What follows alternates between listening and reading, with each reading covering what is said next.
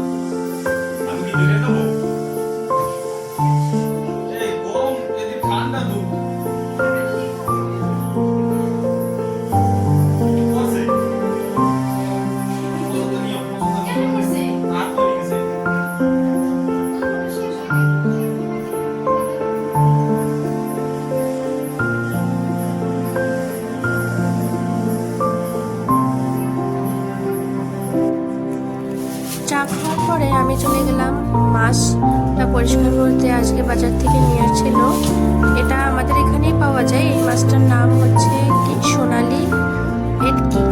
নামটা শুনে একটু আজীব লাগলো আমার, কিন্তু মাছটা খেতে খুব ভালো ছিল। মাছটা পরিষ্কার করে নিলাম ভালো করে।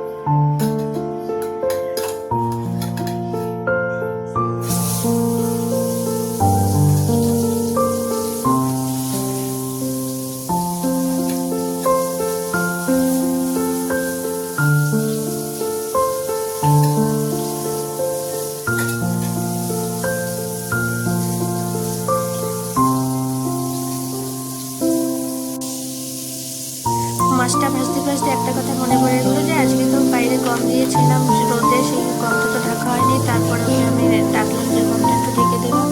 তো এসে বললো আমি ঢেকে দিই গমটা, দাঁড়াও।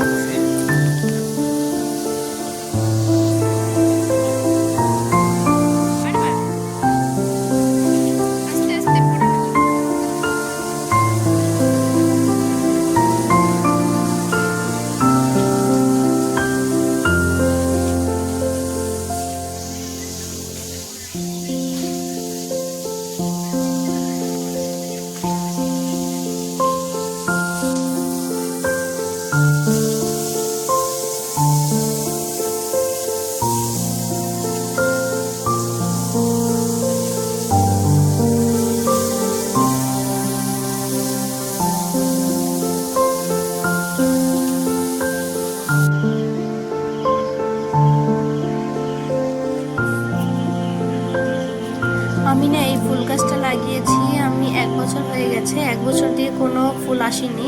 আমি ভাবছিলাম যে এতে কি আর কোনোদিন ফুল আসবে, কিন্তু দেখি হঠাৎ করে কালকেরাই যে এতে দেখি একটু কড়ি এসেছে, মানে ফুল ফুটবে। ফুলটা ফোটার পরে আমি তোমাদের দেখাবো কেমন এই ফুলটা হয়।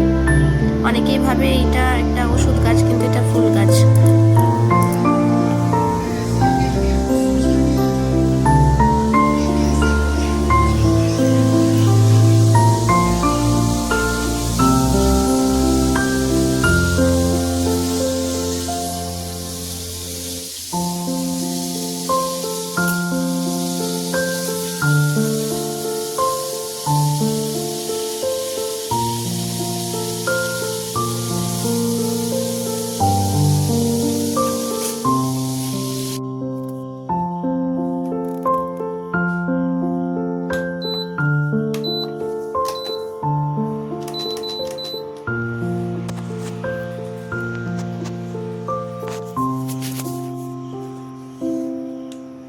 আমার মাছ ভাজা কমপ্লিট হলে তারপরে ওর বসে গেছিলো ওর একটা রেসিপি বানাতে।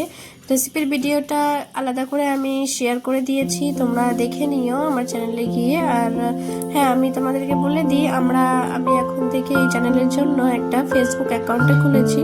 তোমরা চাইলে আমার ফেসবুকে গিয়েও আমাকে ফলো করতে পারো, এই নামেই, শুরু ব্লগ নামেই। তারপরে ও রেসিপিটা শুরু করলো। ও আসলে রেসিপি বানাতে খুব পছন্দ করে, কিন্তু কোনোদিন আলাদা করে ভিডিও করেনি। তাই আমি ভাবছি ঠিক আছে, তুমি যখন সবসময় রেসিপি বানাতে পছন্দ করো, নতুন নতুন জিনিস বানাতে পছন্দ করে, তাই ভাবলাম যে একটা আলাদা করে একটা শর্ট বানাবো। আর আমরা না ফেসবুকে একটা অ্যাকাউন্ট খুলেছি, তোমরা এখানে অবশ্যই যাবে, কিন্তু অবশ্যই গিয়ে আমাদের এই নামটা সার্চ করবে, এসে যাবে। আর ওখানেও আমি রেসিপিটা শেয়ার করে দিয়েছি। আর এখানেও বেগুন পোড়াটা প্রথমবারই বানাচ্ছে, কারণ সবসময় বেগুনটা আমি পোড়াই। আজকে বলছে যে আমি পোড়াবো, দাও কেমন করে পোড়া আমি দেখছি। আসলে এই বেগুনটা পোড়াতে গিয়ে না একটা জানাতাই কাণ্ড হয়ে গেছে, কারণ কি গ্যাসের ওভেনের থেকে বেগুনটা হয়ে গেছে বেশি বড়। তোমরা দেখতে থাকো আগে কি হয়, কিভাবে আমরা বেগুনটা পুরোপুরি পোড়াই।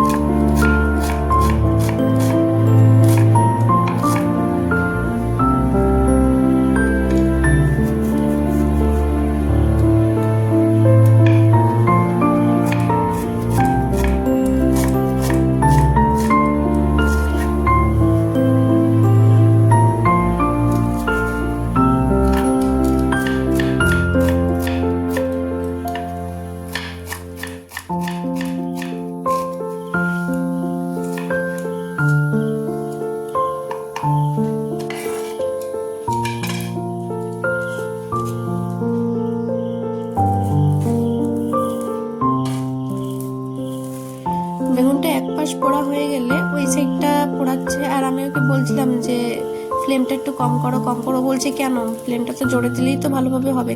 আমি বলছি না রে পাগল, বেগুন পোড়ানোর সময় ফ্লেমটা একদম লো করে দিতে হয়, তাহলে তো আস্তে আস্তে বেগুনটা সিদ্ধ হবে ভিতরে। আর যদি হাই দিয়ে দিই তাহলে তো পুড়ে যাবে। তার জন্য এই টমেটোগুলো একটু পুড়ে গেছিলো, কারণ কি ও ফ্লেমটা হাই দিচ্ছিল। আসলে ছেলে মানুষ তো, ওদের তো একটু ধৈর্য কম থাকে। ওদের কি আর আমাদের মতো বসে বসে কাজ করার ধৈর্য রেখে কাজ করার অভ্যাস তৈরি আছে?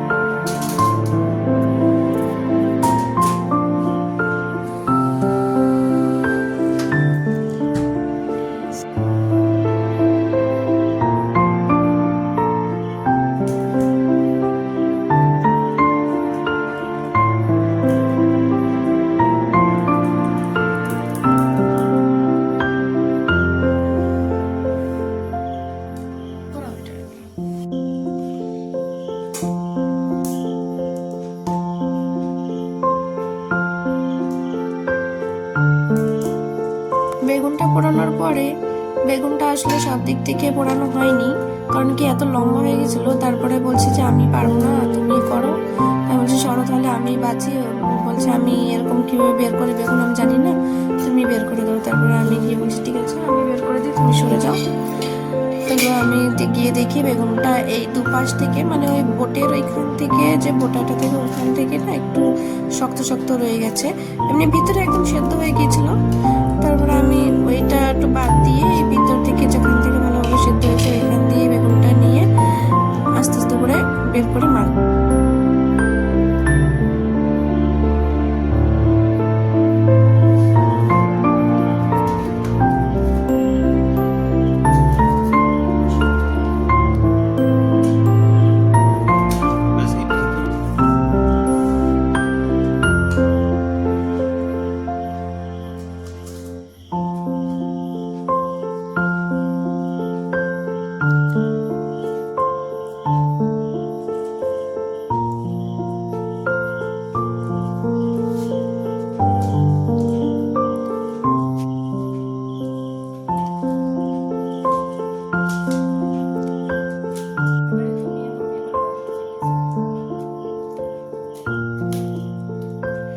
মাখানোর জন্য শুধু আমি এখানে বেগুনটাকে ভালোভাবে বেছে এখানে আলাদা করে মাখানোর জন্য টমেটো যেটা পোড়া দিয়েছিলাম টমেটোকে আর শুকনো লঙ্কাটা পুড়িয়ে নিয়েছিলাম। পোড়ালে না আসলে ওর যে ফ্লেভারটা অনেক সুন্দর আসে, ওইটা পুড়িয়ে নিয়েছিলাম। তারপরে আর সাথে দিয়েছিলাম একটু লবণ, একটু সরষের তেল আর কাঁচা পেঁয়াজ কুচি।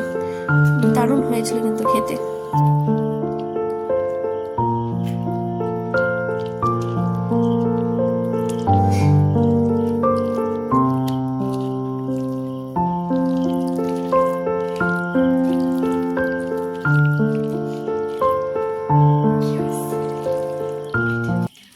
আজকে রাতে আর বেশি কিছু খাবার বানাইনি। খাবারের মধ্যে ছিল দুপুরের মাছের তরকারি ছিল, বেগুন পোড়া আর মাছ ভাজা আর একটু স্যালাড কেটে নিয়েছিলাম, সেটা দিয়ে আমরা রাতে খেয়ে নিয়েছি। আসলে রাত্রে আমরা বেশি ভারী খাবার খাই না, রুটি খাই। আজকে ভাত ছিল করে ভাতটা খেলাম।